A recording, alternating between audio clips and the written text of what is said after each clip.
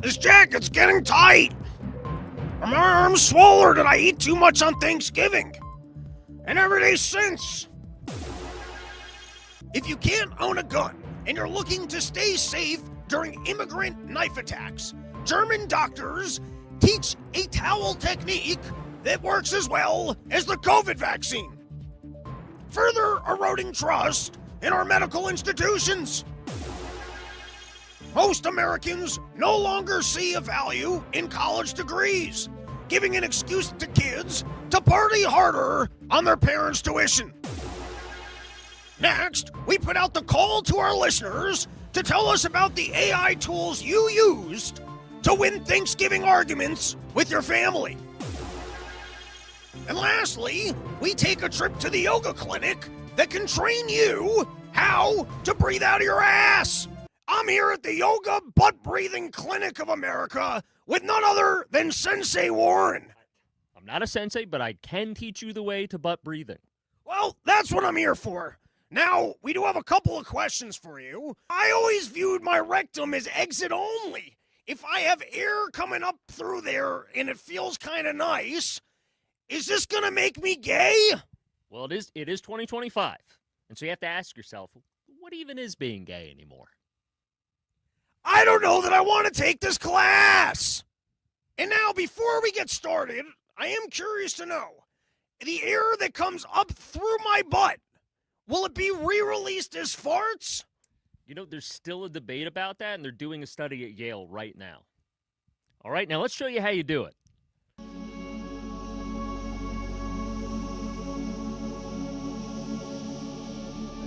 So it's like dipping a bucket into a well, kind of. And how do you pull the air up as you go?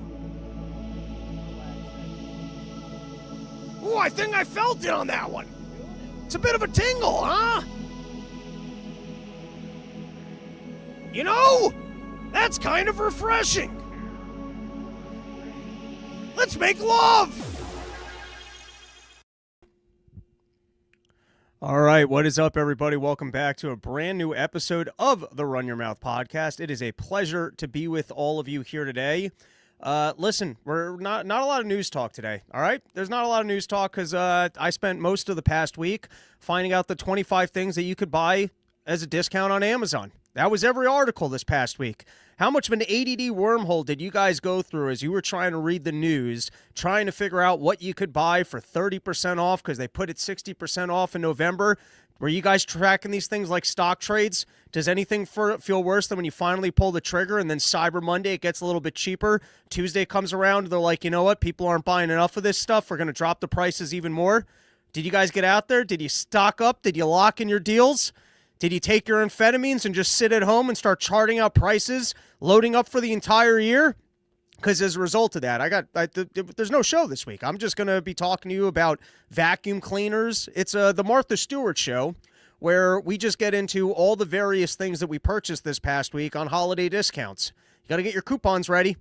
All right, listen, we do have some things to get into, but I have an announcement about show announcements, which is for all you fans out there who love the announcements, and you don't even listen to the rest of the show. You just come here right at the top of the show, and you're like, what kind of announcements is Rob going to go off on for multiple minutes and then drone on and then get distracted and then not get to the news? We're moving the announcements like the middle of the show. We're being dictated by AI analytics, by the algorithms, and the only show growth that this thing seems to have is over on Spotify, and we do seem to have very high conversion rates when people check out the episode. So that's it. We're going to start doing, we're going to get into things quicker, and then we're going to take a nice show break in the middle and do some of the general announcements. And then for all you announcement enthusiasts, now you got to stay tuned all the way to the middle of the show to find out what's going on in the Run Your Mouth universe. We're going to make a whole segment. We're going to change the backdrop. It's going to be, I'll get a big podium. We'll get a guy to toot the horn, unleash a roll, and we're going to formally do announcements in the middle of the show so that hopefully we can convert more new listeners. I'm even thinking about maybe doing a pre-show just on my website where we get warmed up, we go through all the dribble, and then we feel like all the dribble's been goofed out of my mouth, and now we're on to actual substance. Then we'll play the intro and go live for everybody else. And you guys can already subscribe if you just want to give me money, $5 a month, robbernsteincomedy.com. And down the road, whole bunch of porch sets are going to be going up on there. We'll be doing more subscriber content, and I'm playing around with the pre-show idea, the pre-show warm-up show, fan calls. We can take Slav calls. We can get all the anti-Semitism out of the way before we even start the show. We can do 2 rounds of announcements, a special round of announcements just for the subscribers. And so I'm putting it out there. Announcements from now on is going to be like a mid-show activity. And so announcement enthusiasts are going to have to stay tuned for more announcements. With that said, last pre-show announcement will be got a couple more dates left. Weekend out in Colorado, going to be doing some skiing up at Steamboat with Kyle Ruff, and then a headlining gig at Inga's Lounge, which is going to be a Sunday day drinker. Which, come out for that. I think that's going to be all a Porch Tour next year, is just tagging them on to Dave Smith gigs and hitting markets on Sundays for early day drinkers. So come out for those. They're a good time. Ripped off Stanhope on that idea, but they're great. It's a Sunday afternoon. You get hammered, you watch the show, and then you go back to your family and yell at your wife or whatever you otherwise had planned for Sunday. I don't know what Sundays look for all you married folks out there. All right, let's get into the news. We've got a bunch of stuff going on. I will take a couple of comments here. Earjo2567, most of the lefties recently boycotted Spotify because they were running ICE recruitment ads.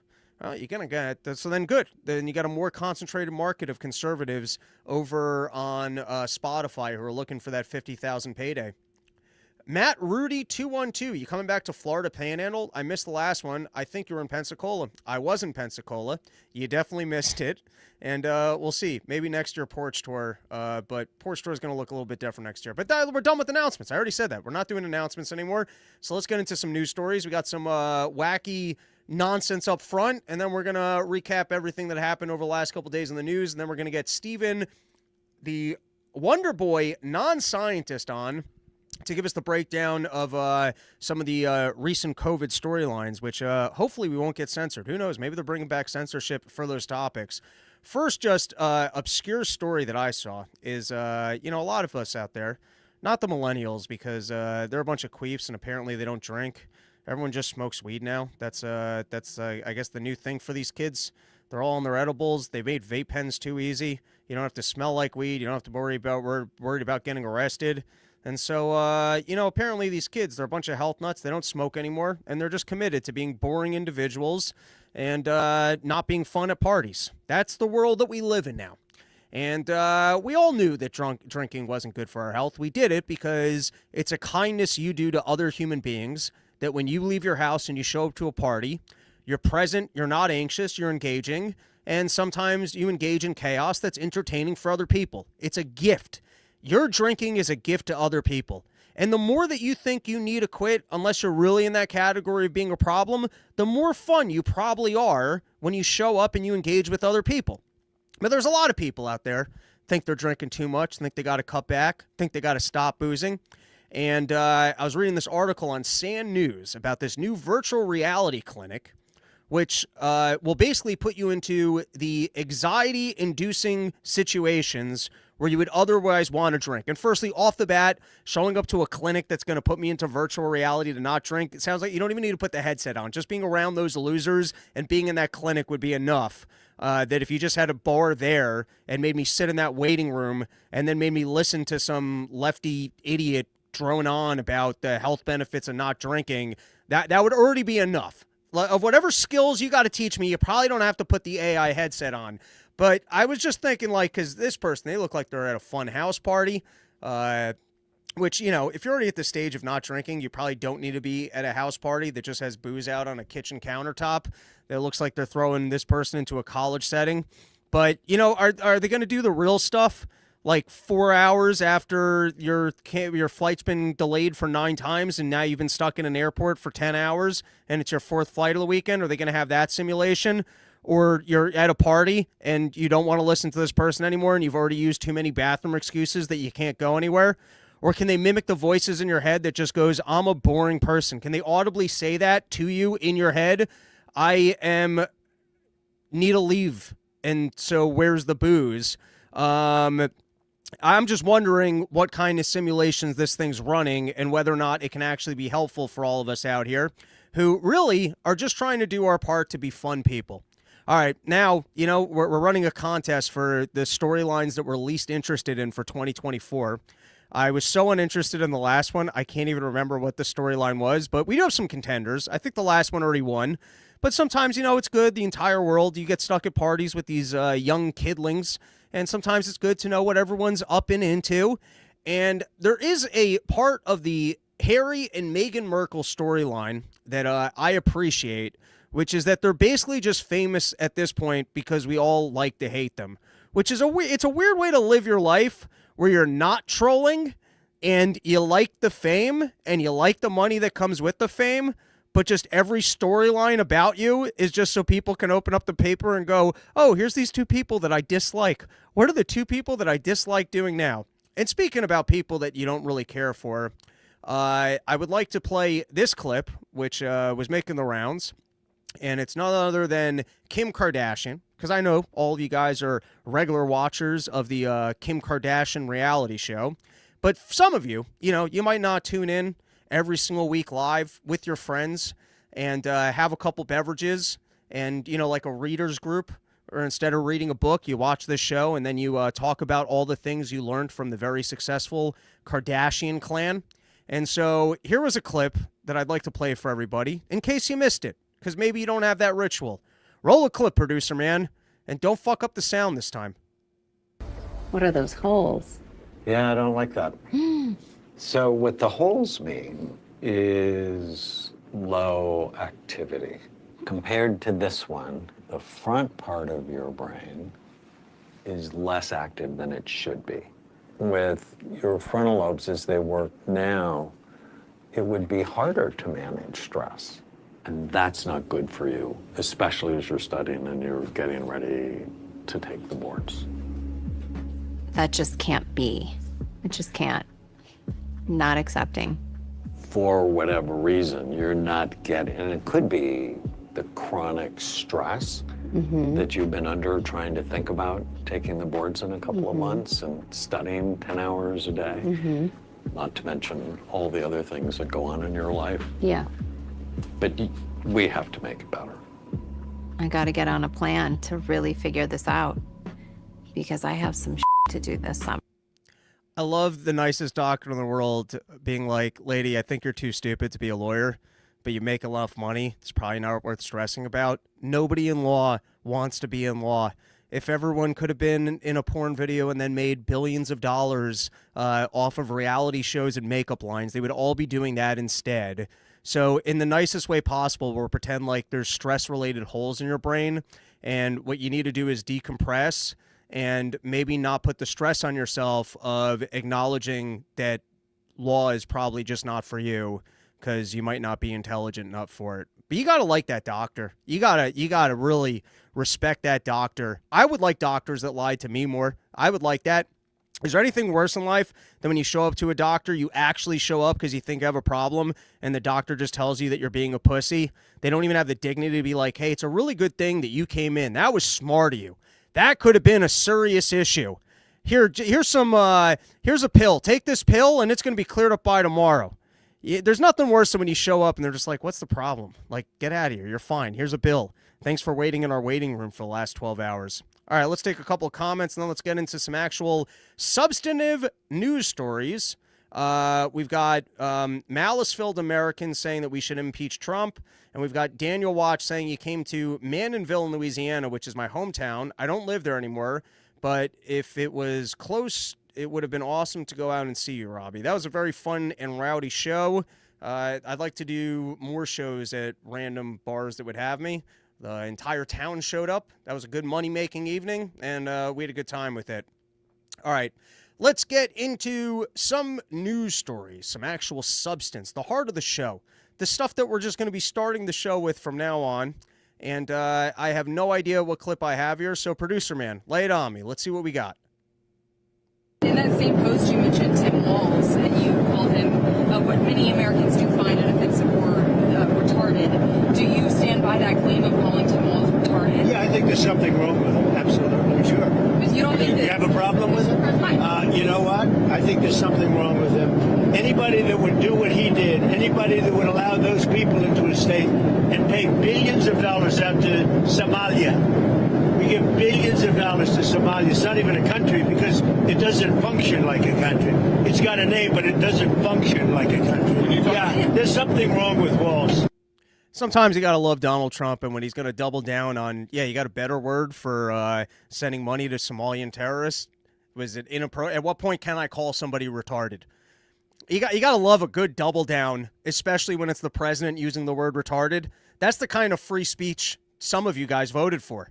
There's good Trump and there's bad Donald Trump. There's tariff, wage war, give all the money to Israel, bury the Epstein files, make sure my family's making crypto profits, set up a golf course, and instead of having our political department try and talk to Putin, let's get a bunch of my family members who will make money and send them there over instead, and maybe we can figure out how we can all make some money off these minerals and stop fighting each other. There's that side of Donald Trump.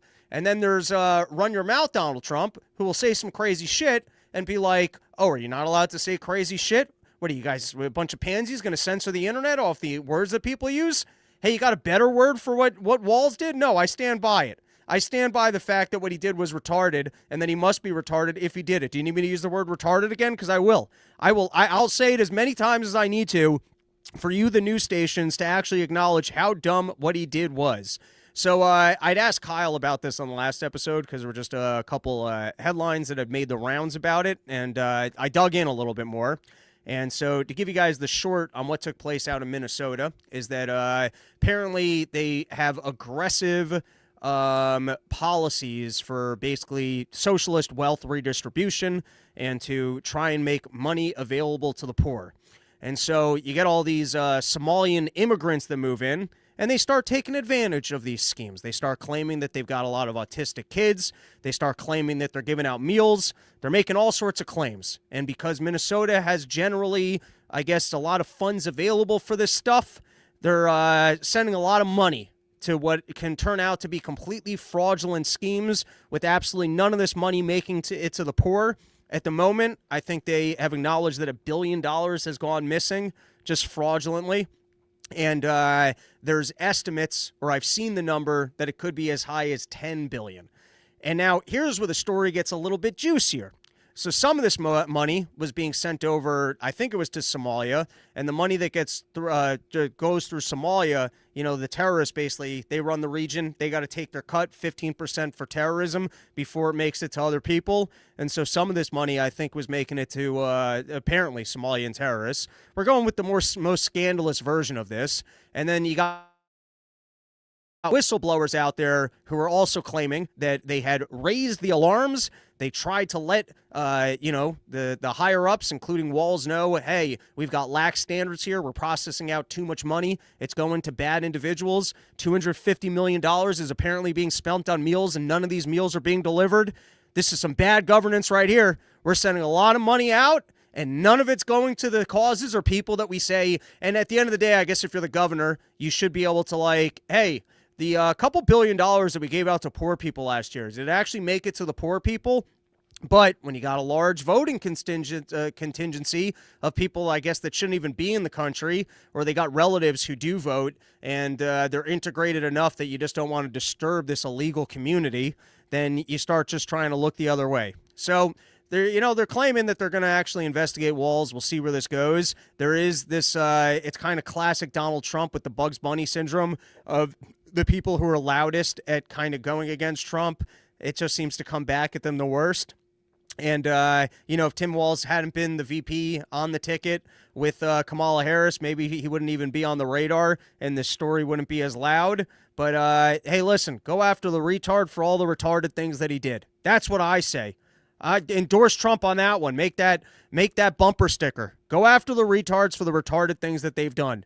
And in this case, if you've got lack oversight, you're preaching, hey, we need to have forced wealth redistribution to help out the poor, and it's just becoming a grifter environment where everyone just claims, oh, yeah, we're helping out the poor, and you're just sending out those checks, and you're not actually checking to make – that's bad governance. If you're not checking where the money's going and making sure it's actually, and why are you just giving it to other people? Aren't you the government? Shouldn't you guys be able to handle these programs directly? Shouldn't you be able to directly give assets to poor people you think are in need? Why do you got to go through a middleman? If you're the government and you're so good at governing and you just want to take money that was wrongfully acquired by rich individuals and give it to poor people that need it, why do you got to go through middlemen on that? You would think that you guys would be the best at orchestrating these activities and services. Isn't that the whole pitch? But anyways, money's going out, and hopefully they actually, get their vengeance against Walls for it. And, bless Trump and his filthy mouth. Episode brought to you by YOKRATOM.com, only place in the entire world where you can get an entire kilo of kratom for just $60. All right, now you've got Trump and seemingly really trying to get this war with Venezuela going. Seems like he wants this Venezuelan war. We've already delved into it. Apparently, according to the military experts that I hear from, it's got something to do with Cuba. We've got to end the Cuban Missile Crisis. Cuba's been a threat to us, and it's made our nation look bad by the fact that we haven't been able to overthrow Fidel Castro. Because Fidel Castro, he's still a threat to this nation.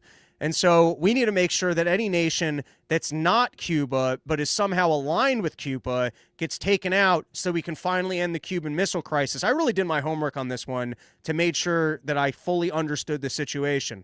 But now, not enough people realize that Fidel Castro is still running Cuba and that we're still at risk for the Cuban Missile Crisis, and that tiny nation to our south continues to make us look good because after all these years, we weren't able to get rid of Fidel Castro. And so now we have to go after the partnering nations. And since people aren't aware enough of this storyline, they have to sell us on the idea that drugs are coming in from Venezuela and they're killing our people. And so we got to get rid of these things. And before we get into the double tap situation, I guess in some regard, apparently this is working, because I guess cocaine is so not coming into the country, it's getting more expensive. And I can speak for the American people here. Nobody wanted cocaine more expensive. They wanted clean cocaine. Nobody who out here is voting for less cocaine. People wanted cleaner cocaine. I'm not even a cocaine guy. I'm an Adderall guy, okay? Yeah, cocaine's a sucker's drug. It's a quick ramp up, and then, shit, I need more cocaine. And then you got to be worried about the fentanyl stuff, and then you make too much diarrhea the next day.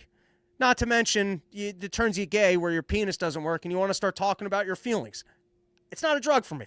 Can't even tell you the last time. Actually, I can tell you. It was 2 years ago. And then before that, it was 2 years prior to that. Not a drug I like. Adderall, on the other hand, from the pharmaceutical companies, know exactly what you're getting. It's got a nice, slow, even burn. And you know that you're going to be angry later in the evening and regret having taken it. But you know that that's going to happen. And you also know that you're not too at risk for shitting your pants the next day. So anyways, apparently, I guess to some extent, maybe I was overplaying my hand saying none of the drugs are coming from Venezuela because you got a report here from Zero Hedge that's saying that cocaine prices are going up. And then you even had Donald Trump claiming that cocaine imports into this country are down 95%. I don't know to what extent that's true. Now, in regards to the double tap, everyone's very upset that I guess once there was a strike on the boat, that they then killed the survivors on the boat. And this might just be too autistic of me, but I feel like when you just criticize the second strike, it kind of sounds to me like it's an endorsement of the first strike. Kind of sounds like people aren't that outraged over the fact that our government's trying to get us into a war and that there's killing these people. And so the reason why they say it's worse is because these are defenseless individuals and they're no longer an imminent threat. And I guess there's some aspect of, I guess that they surrendered type deal, but they didn't. So I don't know if that's part of it. But listen, you're shooting Hellfire missiles or whatever from the sky. So already defenseless. You wanted to kill these people. That was your intention on the first strike, was to kill people who were defenseless to the weapons that you were using against them. They already were not a direct threat. They weren't actually coming to the United States of America on that boat ride. Apparently they have to stop somewhere en route. And so they're not a direct threat. So the fact that they were off the boat because you already attacked them or in the boat, either way, they weren't actually a direct threat. And then lastly, you hadn't proved the fact that these people were drug dealers. And even if they were drug dealers, I don't think we currently have a law that you just kill people who are drug dealers without trial.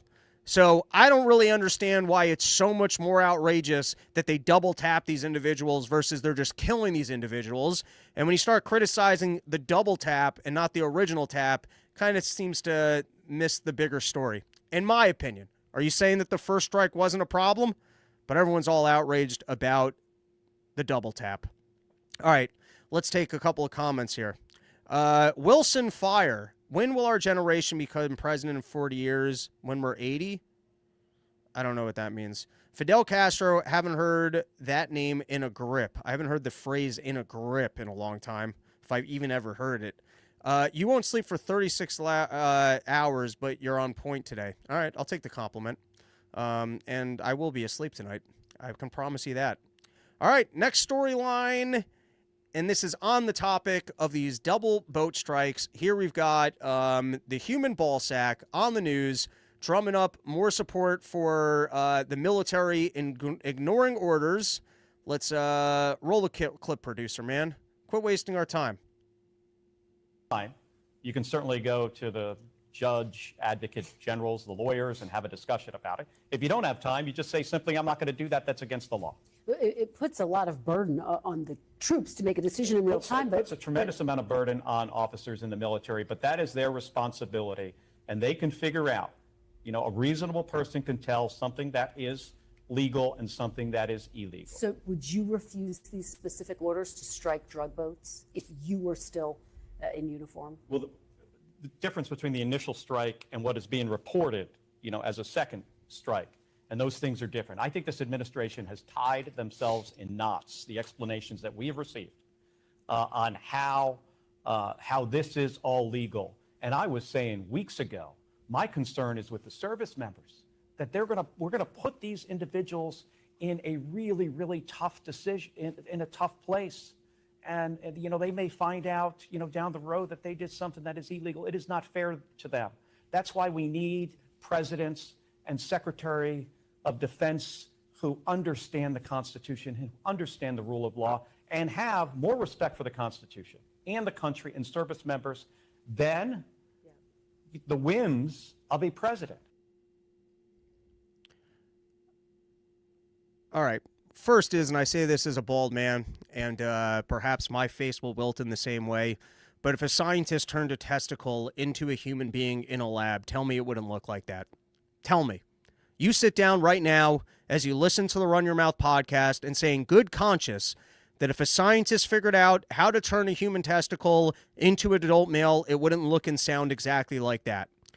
But now, what I take issue with here is, why can't we live in a world where people say what they mean and mean what they say? Why do you got to tiptoe here?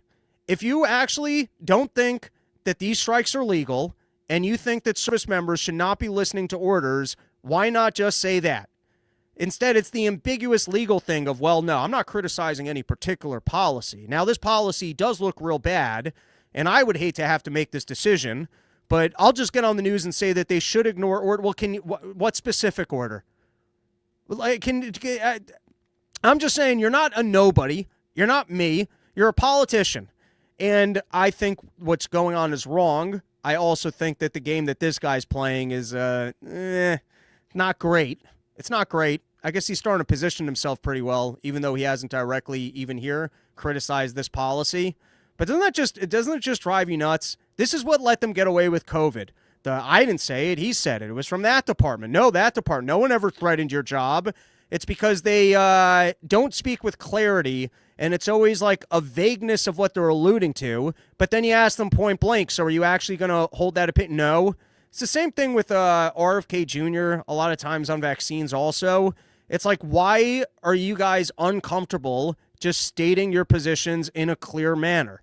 And if you're not willing to, then I guess they should just be ignored as bullshit. It's the clear authority thing that I've spoken to before in the past, that if the government's trying to impose on you, it shouldn't be as a veiled threat that they can then turn around and be like, no, we never told you you had to do that. And it's the same thing here, where it's like, if you think that these strikes are illegal and that service members should not be following these orders, then say it. And then go bring to Congress, I don't know, some sort of indictment against the Trump administration that they haven't declared war in Congress, or take some action. But what is this nonsense of, well, they should turn down, oh, well, I can't comment on this one. Well, then you don't have an opinion.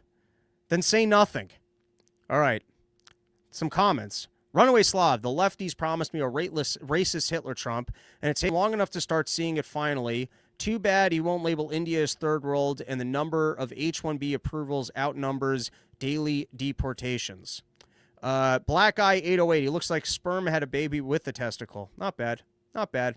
All right, we've got more news to cover, and we got a lot to get through before Steven comes on. We might have to save some of this stuff for Friday. All right, and now this is what we named the episode after. We've got Zoran, who's looking for money. Remember, there's affordability crisis out there, and if he's going to make things free, he's going to need somebody to start contributing some money so that they can work on their scheme for how to bring you more free stuff. Because, sadly, because of all the money that government spent and how poorly it's stewarded our wealth and the favorable contracts it's given to unions and all the schemes that it's done in order to drive up prices, we now have an affordability problem. But what that means is if government gives you more money directly and makes more things free, you'll be able to afford your lifestyle. But sadly, the only way that we can actually initiate being able to bring you free stuff is if you guys reach into your own pockets and you contribute some money so that we can then figure out how to make things free.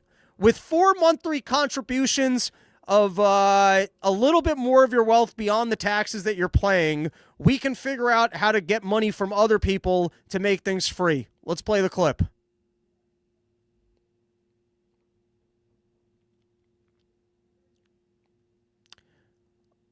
Out there. It's chilly in here. But one thing I'm warming up to is the idea of a fully funded transition. So go to transition2025.com, pitch in whatever you can. Let's win a city we can all afford. All right, we're rolling that back. It's only 15 Friends, seconds. It's chilly out there. It's chilly in here. But one thing I'm warming up to is the idea of a fully funded transition. So go to transition2025.com, pitch in whatever you can. Let's win a city we can all afford. It's not the only video he's made, by the way, plugging for funds. Any women out there who listens to this show, the three of you, if you could maybe come on the show and break down what this guy's riz is. We're going to use the kids' words. What is this guy's charisma that everybody likes him so much? Is he shockingly handsome and I don't see it? He's using like cheeseball lines of it's chilly in here, I'm eating chili, you're chilly, something chilly. I don't know. It's like Mr. Rogers energy or something. Can someone explain to me how this guy went from nothing to mayor of the city? Is it just a good lie about everything being free? At some point, I'm going to run on my Whatever You Need campaign. But I'd like to know, what is it about this guy that actually captures people and makes them think that he's going to make things free? And he's not off to a great start. He just needs you to contribute funds so that they can work out the free part. He hasn't quite figured out how the free part's going to happen until you guys contribute more money to him directly. All right, let's do another thing here. This is a juicy storyline.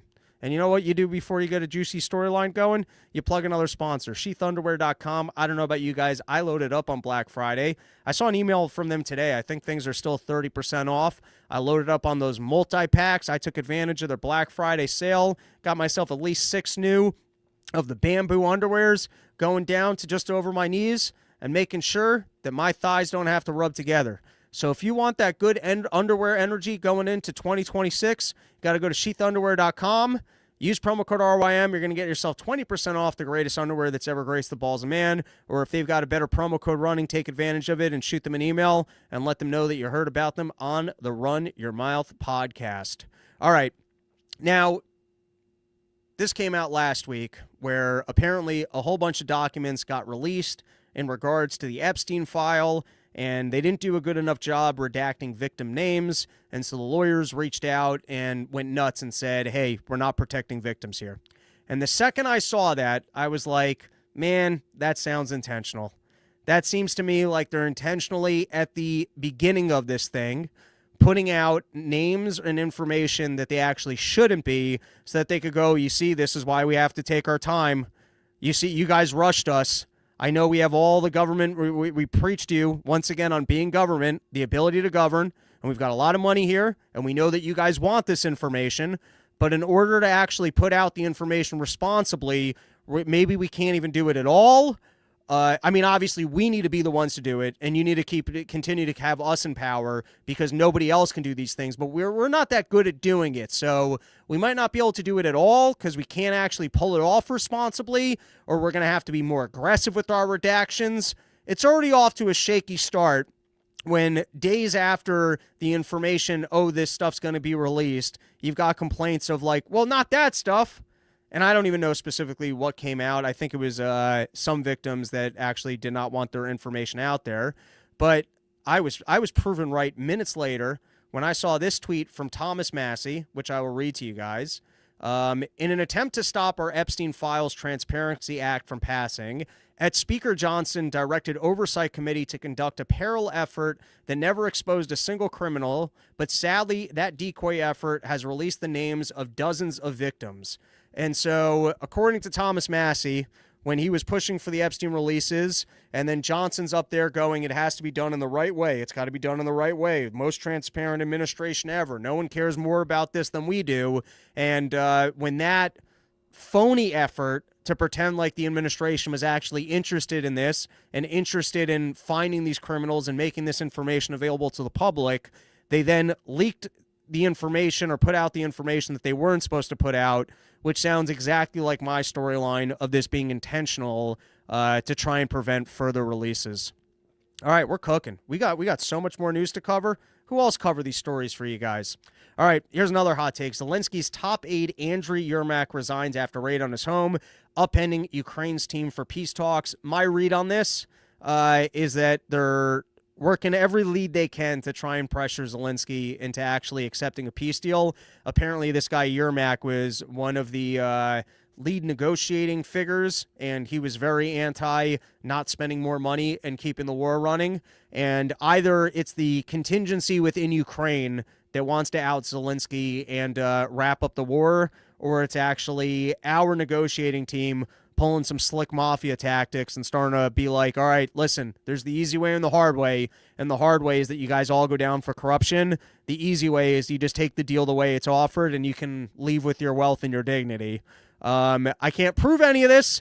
I'm just reading some tea leaves here. And the read I'm getting from this is that the forces, some of the higher forces actually do want to wrap up this war.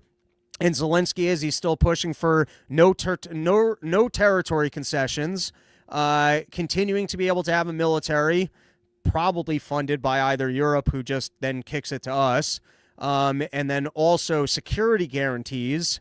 They're finally trying to figure out how they can exert a little bit more pressure on him to be like, no, you have to say yes to all of this, or we're not. Well, Trump's not doing the one thing he has to do, which is we just won't support you anymore.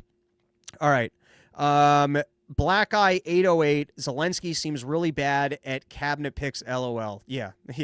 He's really bad at picking his friends who then are shitty friends and use those positions to then grift money.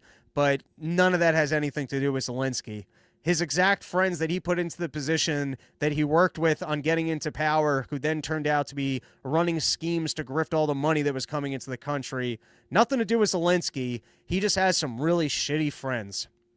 Now you've got Netanyahu is formally asking for a pardon. He's making the request. And you talk about a good sitcom. I think it might be time for the Netanyahu-Zelensky Miami years, where they both go down and they live in the high rises of Miami with Netanyahu's son, and they do Dancing with the Stars. They still get on all of our political channels and talk about how Russia's bad and Iran's got nuclear warheads, and they can just enjoy all the money that they grifted out of their countries and peacefully go away.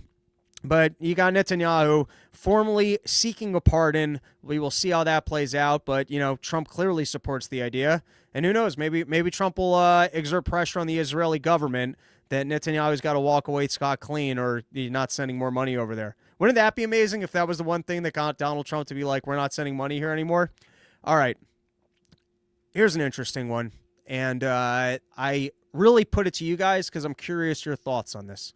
I'll go to the chat in a minute. I'll set it up, and I'm really curious to hear your guys' thoughts. This was from the New York Post. Trump doesn't rule out deporting alleged D.C. Guardsman's killer, Ramanula Lakanuski's family. I didn't read that right. Looking at that right now. And I think I've said this thought out loud on the show, but I think when people commit, let's call them crimes of atrocity, which I would have a strict standard of essentially intentionally murdering innocent civilians. Like if you murder someone because you were drunk and they slept with your wife, you go to jail, and you're not allowed to do it, but we're like, that shit happens. You actually loved your wife, she cheated on you, and this guy was the guy that did it, and maybe she even said to him that he was single and it wasn't his fault, but you're enraged, you dedicated your life to this lady, and you killed a guy. That's not a crime of atrocity. That it's a crime. You're not allowed to do it. You got to go to jail. But we're talking about when people are completely psychotic and they just decide, you know what? I hate my life. I'm going to go to a school and I'm going to shoot some people. I'm going to go to this movie theater. I'm going to shoot some people. I'm going to go to this church. I'm going to shoot some people. We're talking about those situations. And I guess it would still apply for if you decided to walk into a downtown area and kill random cops or, other service members. We're going to call it crimes of atrocity. And I think I've also said this on the show, but we have some laxness for crimes when they're committed by crazy people. And I personally feel with crazy people that I could walk up to a homeless person who is shouting at the top of their lungs, naked on a street corner, covered in their own feces, and 9 out of 10 times if I said to them, hey, I'll give you $100 if you walk to the end of the street and you walk back, 9 out of 10 times that person will go, okay. Now, you might have someone so crazy that they'll say no. But I'm going to venture to guess we should run this experiment that 9 out of 10 times they have enough decision-making power and enough rationality to go, walking to the end of that street is not that hard. I can walk to the end of the street, come back, and earn this $100. And I do wonder if our current criminal justice system, if you're a crazy person, that you can all of a sudden get a ton of attention on the media for the crime that you committed and then spend time in jail, maybe get the death penalty, maybe not get the death penalty, that for some crazy people, that seems to not be enough to keep them from wanting to commit crimes. And then you got to wonder, well, what punishments might we be able to exert that would actually scare crazy people out of their crazy and go, you know what? I don't want that ending for myself. Is it more of a immediate public execution? Is it that you have to, in some form, I don't really like the idea of punishing people's family members because I think everybody has their own decision-making powers, and you can have shitty kids. That happens, and so you really should not be responsible for other people in your family. You're responsible for yourself and yourself only. Now, maybe that's different if you've got a psychotic 14-year-old kid and you're giving them a gun type deal. That's a little bit different because if they then use the weapon that you empowered them to use, and by all metrics, you should have been aware of the fact, then there's some responsibility. But if if you got an adult child that no longer lives in your house, they go out, they do something psychotic, like I don't really think it's fair to take her home. But I do wonder what if worse punishments for these specific categories of crime might prevent people from committing those crimes, and if perhaps financial punishments against family members. I really don't like the idea of family members, but I think I could get behind like a naked hanging or something else that might actually scare a guy. I don't know. I throw that to you guys. I'm curious what your guys' thoughts are. And the only thought I see in the chat right now is from Runaway Slav, which I'm going to guess has nothing to do with this, but it's the only one there, so I'll read it. Had fresh Afghanis as neighbors in the units above and below me right after the 2020 withdrawal. Live like it's year 800. The ones across the street wash their rugs in the middle of the street, blocking it. They don't have other places that they can wash their rugs. They got to do it out in the street and block the street. That seems like a whole lot. Oh, I didn't even realize this, but Steven's just been sitting there waiting to come on the show.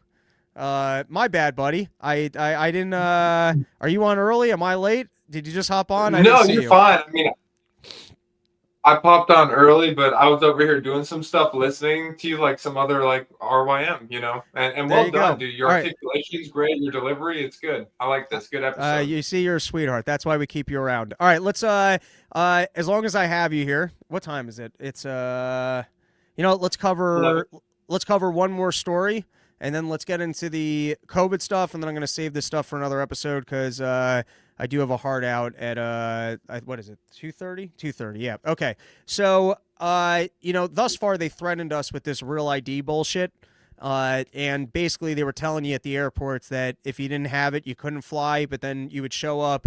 And the system thus far, from my understanding or what I've seen from people that don't have it, is they basically put a card into your thing that says that you didn't have it and nothing happens. Now, apparently they're going to start charging people $45 if you don't have the real ID. Now, off the bat, let's just break this down. I was handed a license from the government.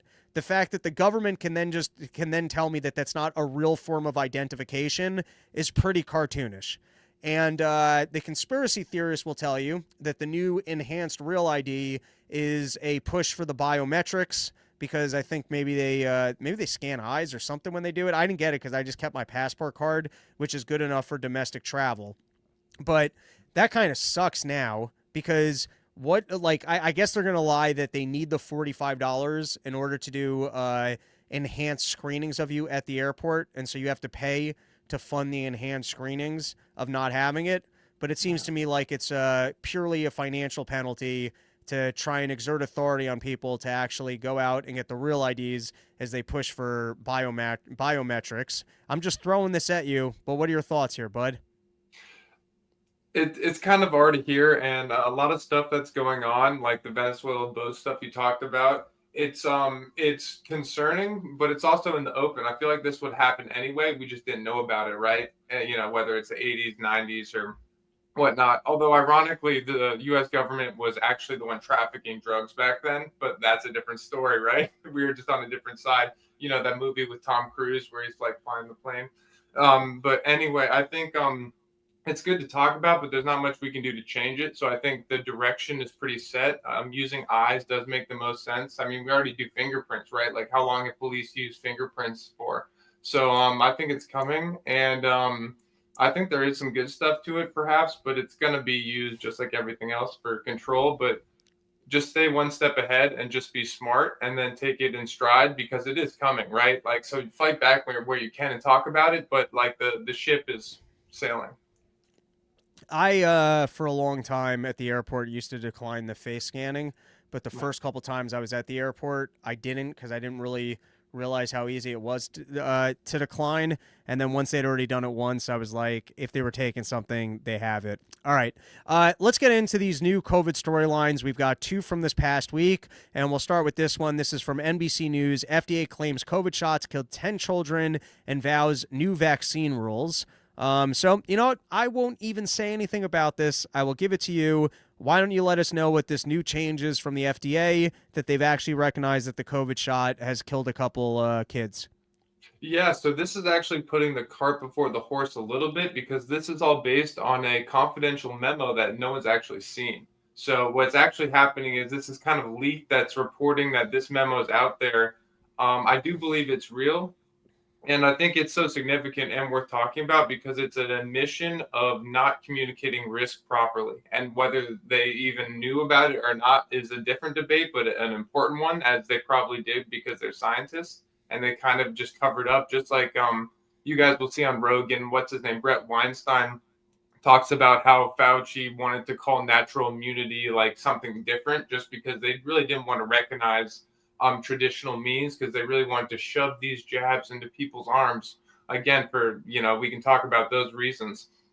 So this story back is just really, really significant, because they're admitting risk, and it's kind of when you see like one bug, where are all the other bugs, right? We need to shine a light here. And furthermore, it gets to like causation, because you can say correlation and brush it off, especially when you're talking about human beings.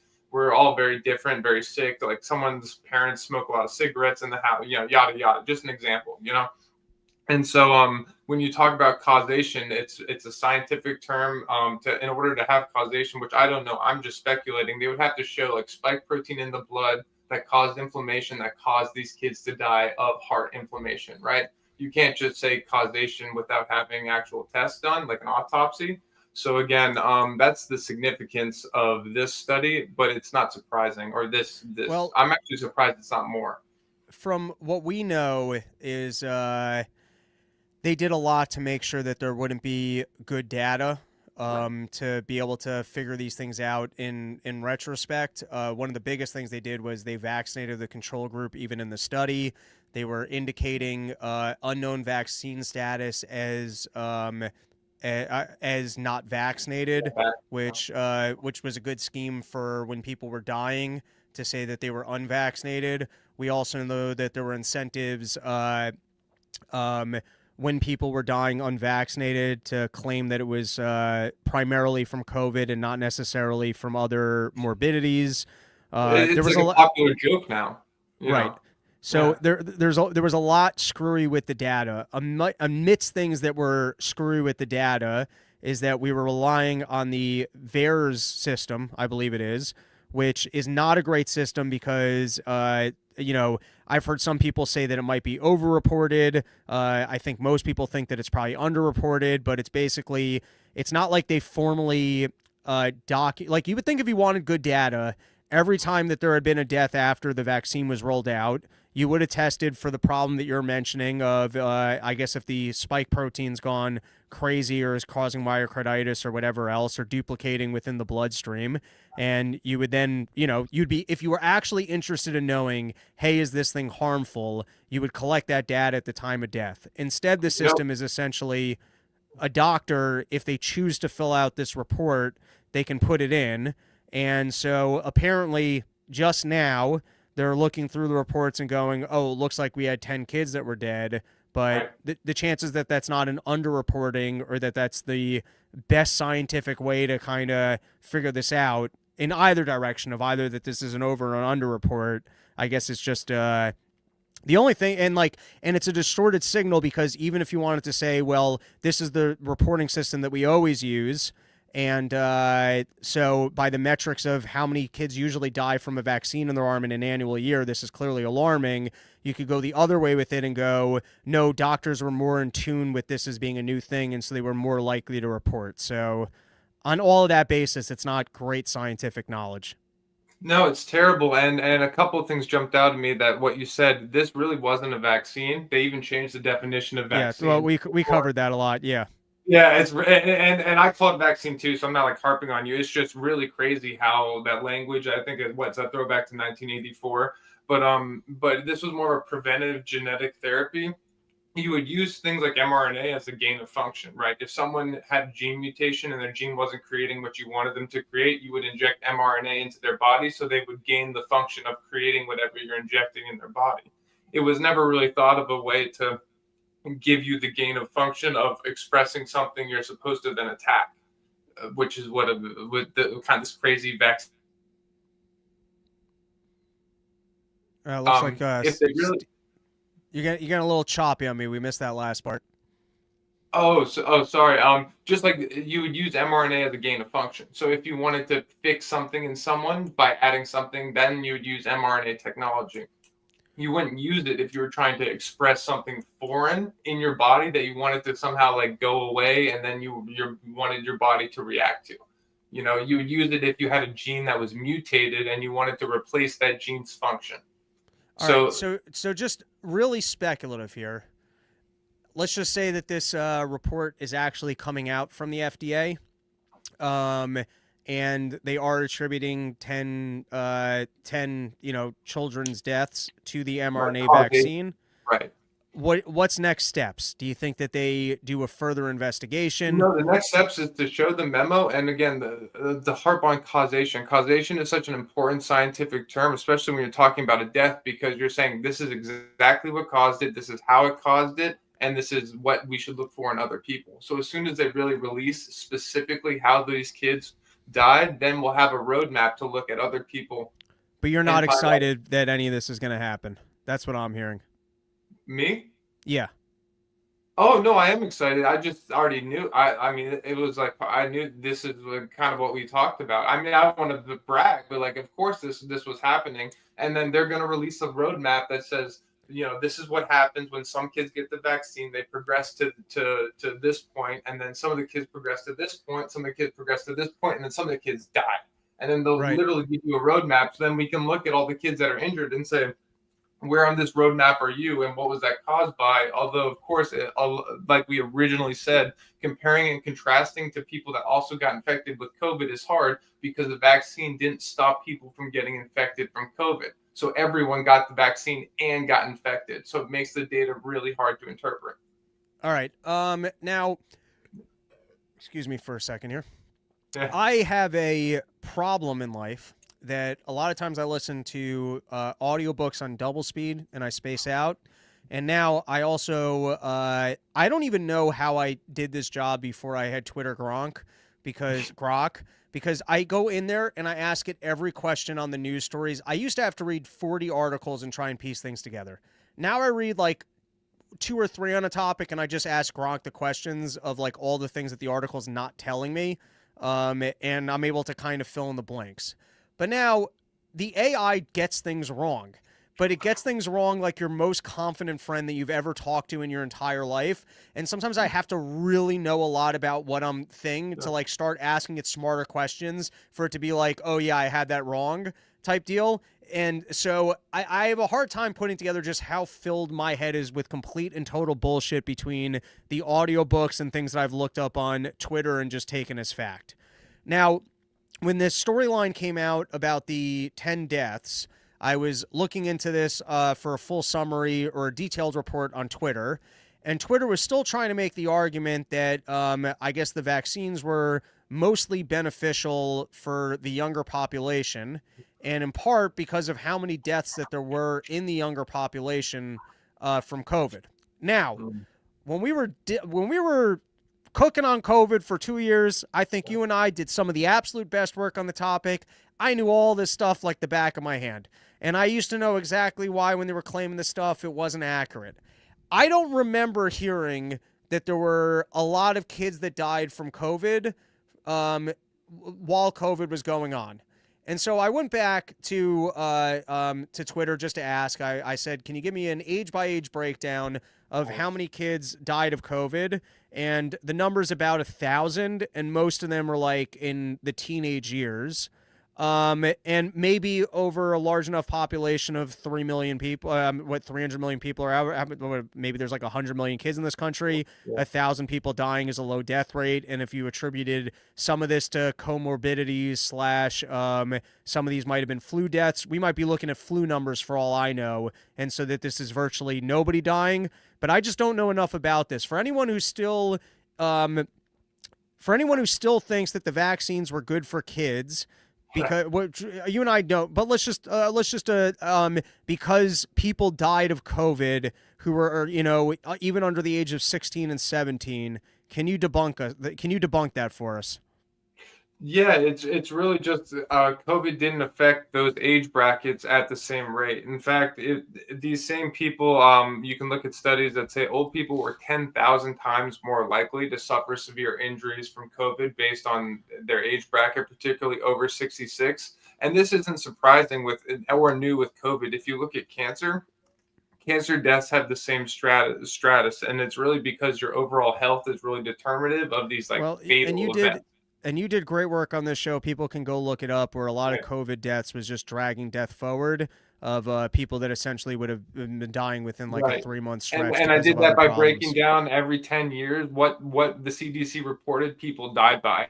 And you can see clear distributions, like people don't die from cancer or really flu until they get into their 50s or 60s. Same with heart disease. And this is the same type of epidemiology that COVID had. So it's not new. And so you would say that oh, look, this new fluoride in the water is helping young kids from heart attacks because young kids aren't having heart attacks now. And it's no. Young kids never had heart attacks, and they never do have heart attacks because that's just not a disease that affects a young heart. myocarditis outside. I'm talking about our certain types of etiology. Okay. So that's why childhood cancer is so rare and people are so sad about it. Let me just try and re-ask this question. Is it accurate Yeah. that 1,000 kids died, and is that like more than like what would Yeah, I think normally it's like die from like a 16 cold? It's 1,600, but again, we're talking about hundreds of millions of kids. So we're talking about fractions of a percent, and much more kids died. Look, you can look up how many kids died in car accidents, right? So people are going to die, but this is ridiculous. How many kids die of the flu every year? I don't want to give you a false number, but I can go back in the presentation. But just as much as COVID, when you look at the younger age brackets, and some years when the flu is bad, it killed more kids. Somebody in the chat, while we move on to the next topic, if you could just go to AI and ask, annually in the United States of America, how many kids under the age of 17 die of the flu, and give us an answer. All right. Great idea.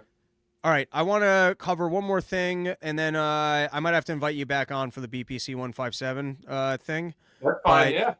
All right, this was from Alex Berenson, which I sent over your way. He was claiming that Moderna disguised a childhood death in the pre-trials. They reported in Europe. They didn't report in the U.S. I skimmed the article, and it was something about basically just like re-reporting the study, and so that they were able to like drop it off because like they reported a new study in the U.S. I don't really understand the scheme. I was curious if you read the piece and you could tell us the accuracy of the claim. No, I didn't read the piece, but as someone that like is publishing paper and doing has done the type of data analysis, it's not unheard of to have different data sets for like different regulatory agencies, particularly if you had maybe like a new data come in over here. So I think a couple things are happening. They maybe didn't break the law, one. Maybe two, they are selectively using the data, just probably like Pfizer did during their original studies, to make the vaccine look as good as possible, while other people were looking the other way, like regulators. But as far as like blatantly covering up a child death, I'm not going to say yes or no, because like I said, I'm not going to spend the 3 or 4 hours it's going to take to like get in and then try to find like, because it's not like you're uncovering information in a peer-reviewed paper where you can follow references and click and literally read the original research. We're talking about data that's on the books of Moderna, and they're not going to, give you a smoking gun. And even if they did, I don't know what good it would be. I think it's more valuable to actually look at the causation of these vaccines, to talk about risk versus reward per age bracket like we did, and then talk about what mandates mean. Because when you put those all together, it's the most insidious thing ever. And maybe if you take one of those things out, it's not that bad. But when you put the mandates in with the age bracket, how young people were hundreds of times more likely to suffer vaccine injuries, yet 10,000 times less likely to suffer from COVID, getting mandated the shots is really sick. Also, the very mRNA technology they use, like I mentioned, is really good for when someone's suffering and you want to add something to them, not when you're doing like a vaccine. And they knew that. So I think there should be more emphasis on these scientists like Fauci, like literally knowing what they were doing, covering it up, and then pushing it through, acting like there wouldn't be consequences, which is interesting. All right, so we got 10 more minutes. Why don't you let us know about what you've delved into with BPC 157? I've personally taken it with some success. I can attribute to you to what extent my muscle tears and injuries were recovered from the BPC 157, or because I've got incredibly strong Jew blood and did a lot of squats in my living room and push-ups and other things to try and rehabilitate my wounds. I will tell you this. I like it.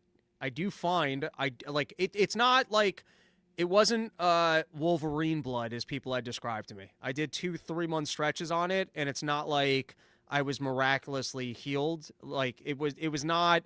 It was soft enough that like things repaired, but not like I couldn't be like, oh, this saved my life or this made a huge difference. One thing I did notice, and it's actually what I don't like about the drug, is that it largely curbs my IBS And I actually don't like that because I kind of have a good schedule with what I'm prepared for out of my stomach. Whereas when I take it, after 37 years of figuring out, eat meals at home, be home for this amount of time, then go out, all of a sudden I didn't instantly have to use the restroom. I'll be like, shit, is this just going to be in my stomach type deal? And so in my own weird Jew way, I didn't love it because it definitely has IBS benefits. And I was like, I think I like the old system. I kind of had that one figured out. But I know that you've been doing some work. You're getting something published. I hope you actually figure out a way to monetize this, make some money. But why don't you let us know what you're working on? Yeah, that's really fascinating. You're talking about oral BPC, right? Yeah, I never. I'm too much of a pussy to be injecting shit. Yeah, no, I don't blame you. That's really, really interesting. And that's naturally where BPC was found, in a protein fragment in the stomach. And just a little bit about the paper. Rob and his buddy Chris Faga, right? He does. Yeah. They were talking a lot about BPC, and I was familiar with peptides, and so I wanted to look into it. And no one actually knows how BPC 157 works. It's a small 15 amino acid peptide that's been shown to really help athletes heal, particularly in tendons and mucoskeletal wound healing models and animals. And so what I wanted to do is I wanted to connect a fluorescent glow-in-the-dark protein to BPC 157 protein in kind of like a fusion protein engineering. Steven's doing gain-of-function research. That's actually exactly what it was. And I actually paid a company and I gave them a DNA sequence, and they used that DNA sequence to create a virus for me. And they used that virus that was encoding my protein, my glow-in-the-dark BPC protein, and they actually got it expressed in insect cells. And this paper actually kind of talks about how I designed it, why I designed it. And then it also kind of gives You're building a BPC virus that can make next generation super soldiers? Yeah, and it makes you glow in the dark red. It's called M Cherry. How cool is that? I was like, cool if it just made your dick glow in the dark. Of course, and healthier probably, because it would glow in the dark, and the signal of the glow in the dark, and what's so novel about this, would be correlated to where BPC 157 is. So this way we can find out where it goes in the body, because we can. So you're working on glow in the dark super penises, so that you can go out to a club and people can see your penis glowing through your pants, and then they know that you're rich and you've got the good dick, and then they sleep with you. That would be interesting. You think like some dick cream that made your dick different colors would be popular? I love that this is what this devolved into. Steven, it's always a pleasure. I hope you come out the next time I'm out in California. As I said, only a couple dates left on the year. You can come hang out with me out in Colorado. Also, I got I should have plugged this earlier. I got 2 weekend gigs this week. I'm doing the Don't Tell in Norwalk, Connecticut, and then I'm doing the Don't Tell show in Peekskill, New York. I know the other comics on the lineup. There's some real funny people there. And the Don't Tell shows are very porch-tory. They get random locations. You don't know about it till beforehand. Everyone I've done has been a fun show. And then closing out the year, opening for Sam Tripoli on New Year's. You know what? I haven't gotten the dates for the Don't Tells up on my website, but I will try and do that before Friday. So if you live in those areas, you want to come out, robbernsteincomedy.com. Steven, why don't you let people know, is Cell Shot Nutrition still in action? Yeah, we're good. I mean, I more just slang them to housekeepers at work who pay like cash for them, and then I pay taxes on them later, of course. And so it's more like under the radar. I'm probably not going to get more shots made. I still got a couple thousand to go through. A lot of my money's been going through this paper. You should check it out. Maybe it will be linked. A lot of fusion protein engineering, in silico docking, a lot of AI stuff too. So to your AI point, I actually used AI to help me do this. I would not have been able to publish or to get a paper like this without AI. And you do need to double check. Sometimes it gave me completely fake studies. So I would ask it a question and tell it to cite like a scientific paper. I would then look that scientific paper up in PubMed, and it just wouldn't fucking exist. All right, wait. Last question before I let you go. What's your Bitcoin prediction? People are getting a little bit spooked. We had a dip, rebounded real quick. Michael Saylor's talking about selling. Apparently a bunch of whales were moving things over to the exchanges. What are you seeing? Yeah, I would say talk to someone that's been here since at least like 2017. There's been a lot more FUD, and it's been a lot more scary in the past. The movements have been terrible though. I'm kind of out of Bitcoin now. But like, yeah, it still makes my stomach hurt when I watch it. But that's just kind of the nature of the beast, you know? Yeah. Yeah. Oh, and my prediction for Bitcoin, I would say just dollar cost average. You probably should have been buying in the 80s. I would have bought in the 90s when it came down the first time, and then I would have been like yelling probably bad stuff and been grumpy for a week while it was in the 80s, and I cashed out like I didn't have any money. But then I would have been happy now when it went up 8%, and I would probably still dollar cost average. I would get in below 100. Yeah, institutions are still getting in, but don't be afraid to sell. And that also goes to the gold bugs and people that like silver, dude. Are you miners out there? Like, if you get a 50% run up, just sell it and put it into something else. There you go. Steven's wise words. That is our episode. Back probably Friday because I only covered about half the topics I'd planned. Thank you, everybody. Steven, hold on a minute.